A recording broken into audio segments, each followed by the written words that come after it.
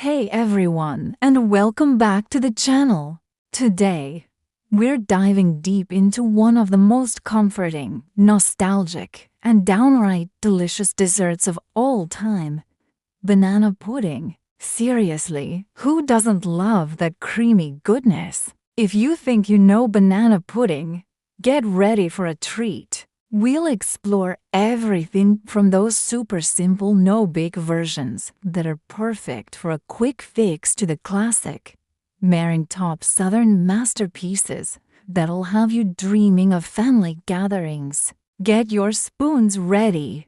By the end of this video, you'll be a banana pudding pro, ready to whip up the perfect batch for any occasion. So, what exactly makes a banana pudding? Well, banana pudding, at its heart, it's a layered dessert. A beautiful symphony of creamy vanilla pudding or custard, sweet, ripe bananas, and some kind of cookie. Traditionally, it's all about those classic Nilla Wafers.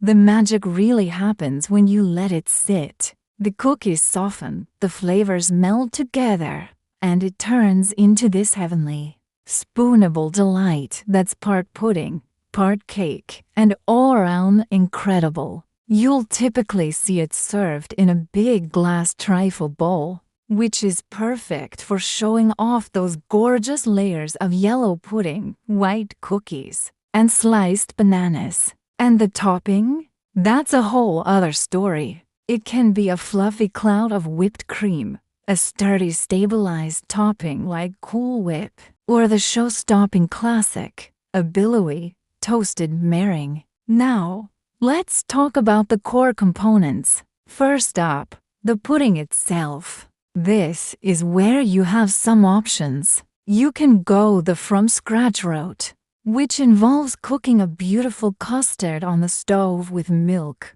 sugar, eggs, and a little cornstarch to thicken it up. It takes a bit more effort, but the rich, authentic flavor is absolutely worth it. On the flip side, if you're short on time, an instant vanilla pudding mix is your best friend.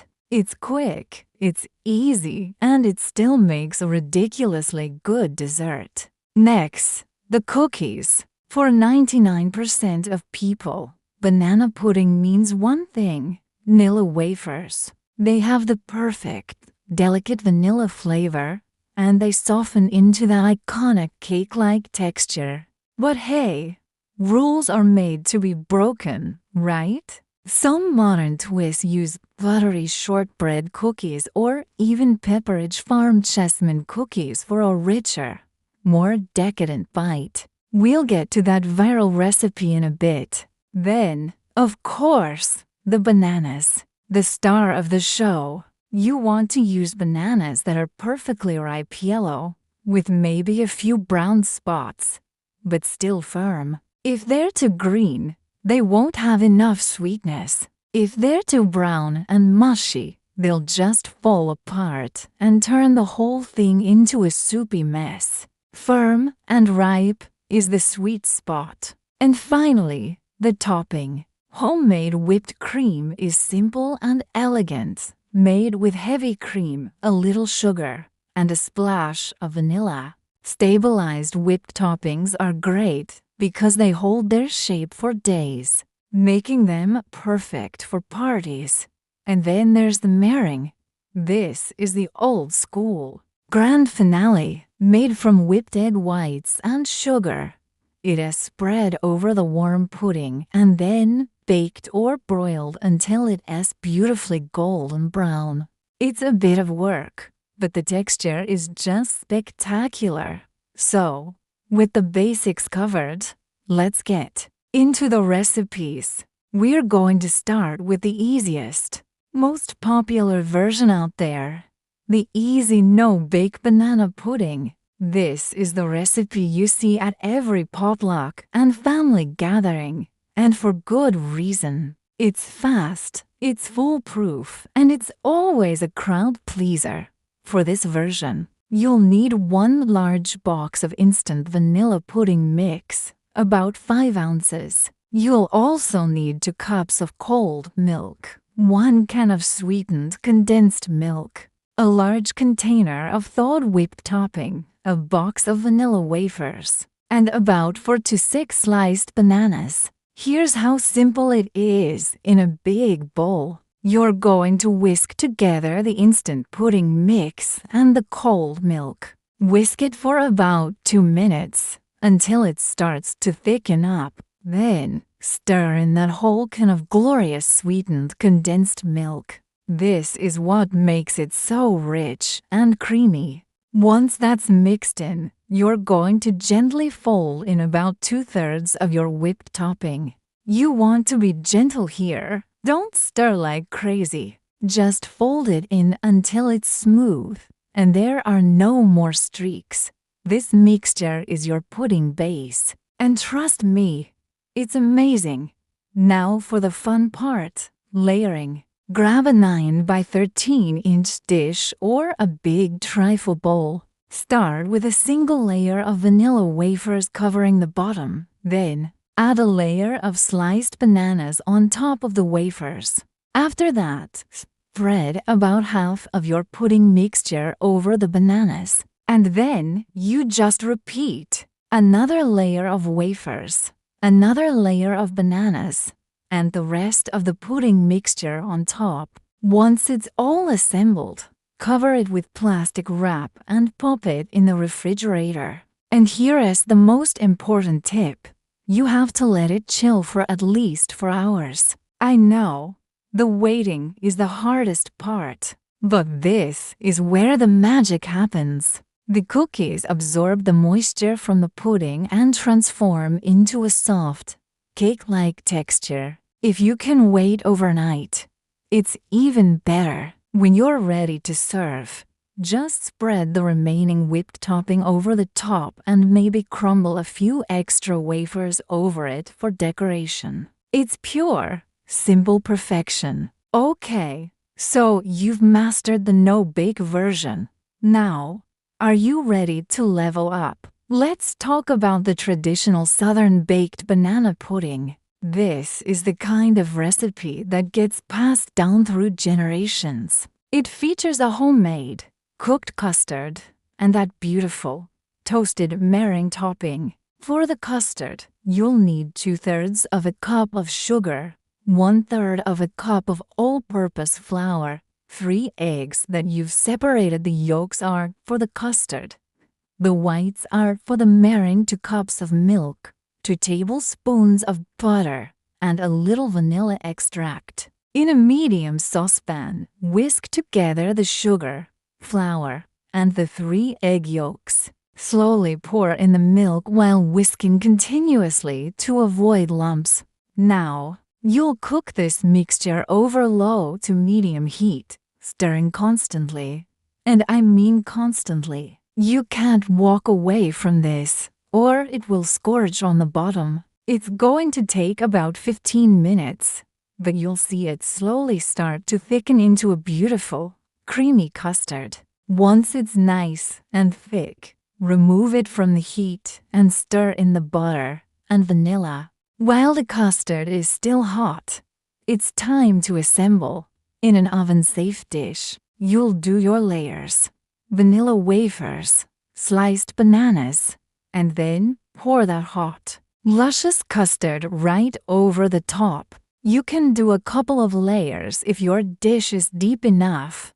Now, for the grand finale, the meringue. In a super clean bowl, you'll beat your 3 reserved egg whites with a pinch of cream of tartar. Beat them until they get foamy. Then slowly start adding a 1/4 cup of sugar while you continue to beat. Keep going until the meringue is glossy and holds stiff peaks. That means when you lift the beaters out, the peak stands up straight without flopping over. Spread that beautiful meringue all over the top of the hot pudding, making sure it touches the edges of the dish. This helps prevent it from shrinking. Use the back of a spoon to create some pretty swirls and peaks. Then, It goes into a hot oven around 350 to 400 degrees Fahrenheit for about 7 to 15 minutes. You're just looking for that meringue to get lightly browned and toasted. Keep a close eye on it, as it can go from perfect to burnt very quickly. This version can be served warm, which is just heavenly, or you can chill it. The texture is completely different from the no-bake style. The custard is richer, and the warm, soft meringue is just a dream. Now that we've covered the two main schools of thought, let's talk about some of the famous variations that have become classics in their own right. First up is the Magnolia Bakery Style. If you've ever been to New York City, you've probably heard of their legendary banana pudding. Their secret is creating an ultra-light and creamy texture. They actually mix instant vanilla pudding with ice-cold water and sweetened condensed milk. Then, they fold that mixture into freshly made, heavy whipped cream. It's incredibly airy and decadent, and it's a no-bake recipe, so it's super achievable at home. Next, we have a viral sensation often called Not Yo Mama's Banana Pudding, which was made famous by Paula Deen. This recipe takes the creamy, no-bake concept and kicks it up a notch. The big secret here: cream cheese. An 8-ounce block of softened cream cheese is beaten into the pudding mixture, which adds an incredible tangy richness. But the other major change is the cookies. Instead of vanilla wafers, this recipe calls for Pepperidge Farm Chessmen cookies. They're buttery, sturdy, and they create a really unique, rich texture in the final pudding. People go absolutely crazy for this version. And don't forget, you can get creative with how you serve it. Instead of one big dish, why not make individual servings? Layering the pudding in small mason jars or clear plastic cups is perfect for parties. It looks adorable, and it makes serving a breeze, no messy scooping required. Finally, let me leave you with a few pro tips to guarantee your banana pudding is a 10 out of 10 every single time. First, to prevent your bananas from turning brown and looking unappetizing, you can gently toss the slices in a little bit of lemon juice before you layer them. You only need a tiny amount, so you won't taste it, but it will keep them looking fresh. Second, think about texture balance. Use those barely ripe bananas, the ones that are all yellow with no green, but also no brown spots. They have the perfect sweetness and are firm enough to hold their shape without turning into mush. And my last, most crucial tip: respect the waiting time.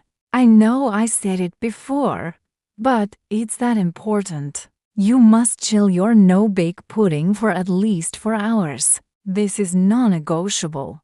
It allows all the flavors to meld together, and most importantly, it gives the cookies time to soften into that perfect, dreamy, cake-like consistency that makes banana pudding so special. So there you have it. Everything you could ever want to know about making the perfect banana pudding. Whether you're a fan of the quick and easy no-bake style, or you want to go all out with a traditional baked version, you're now equipped to make a dessert that will have everyone asking for the recipe. Which version are you going to try first? I'd absolutely love to hear your thoughts down in the comments. Seriously, if you've got a secret family recipe or a special trick for making banana pudding that takes it to the next level, spill the beans. It's always fun to share those little gems, right?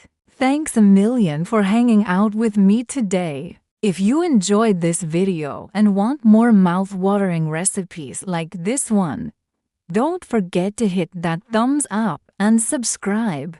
Can't wait to see you next time for more delicious adventures in the kitchen.